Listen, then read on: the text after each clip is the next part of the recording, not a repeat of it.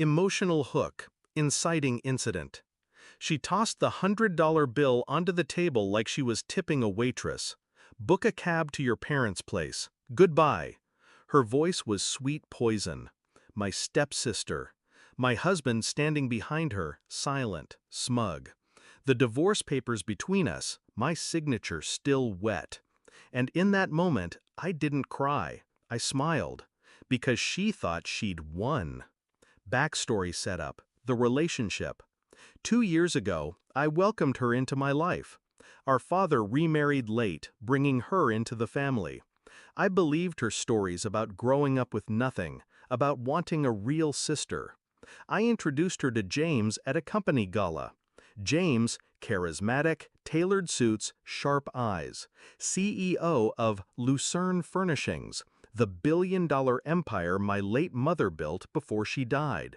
He married me 6 months later. She was my bridesmaid. I thought she was smiling for me that day. Turns out, she was smiling at him. Discovery of betrayal. The first crack was small. An earring in our bedroom that wasn't mine. A text on his phone, hidden under a fake name. Her perfume lingering in the elevator when she claimed she was just stopping by. I confronted neither. Instead, I hired someone who didn't flinch at the word dig. Within a week, I had photos, their weekend business trip to Milan, her hand in his. Receipts, the diamond bracelet charged to the company account. The empire my mother built was rotting from the inside, not just with adultery, but embezzlement. Shift in mindset, strategic planning begins. They thought my silence meant weakness, but I didn't scream. I didn't file for divorce right away. I started signing documents James never bothered to read. Subtle ownership transfers, quiet power shifts. Because James wasn't really the CEO. His name was on the press releases, but the controlling shares? Still mine. He was a puppet. My mother had made sure of it in her will. Execution of the plan. First, I gathered proof of their embezzlement, clear enough to ruin him legally. Then I rewrote the corporate structure, appointing an interim CEO in case of my unexpected absence. Finally, I let the divorce proceedings begin. When James tried to negotiate a financial settlement, I agreed, on paper. I even let him think he'd be walking away with half my stake.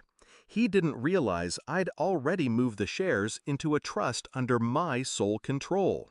My lawyer? The same one who handled my mother's estate. He knew every clause, every lock on the vault, and he was itching to see it snap shut. Climax and confrontation, which brought us to that table. My stepsister tossing me cab fare like a charity case. James watching with the arrogance of a man who thinks his bank account just doubled. My lawyer chuckled, loud enough to break their victory high. "What's so funny?" she snapped. He slid 2 documents toward them. One, James's termination letter as CEO, effective immediately. 2, a legal notice freezing all his personal and joint accounts pending an embezzlement investigation. Her smile faltered. James blinked, scanning the paper. You can't," he stammered. "I can," I said, and I did. My stepsister grabbed the paper, skimming it. "Wait, this says the controlling shares were never his," my lawyer finished. "They've always belonged to her. James was an employee, a very expensive one, and now an unemployed one." They left the room in silence. No more sneers, no more smug smiles, just the weight of a truth they couldn't undo. I didn't take back the $100 bill. I kept it, not as payment, but as a souvenir of the day they learned who they were really dealing with. My mother used to say, "A queen doesn't shout, she moves pieces."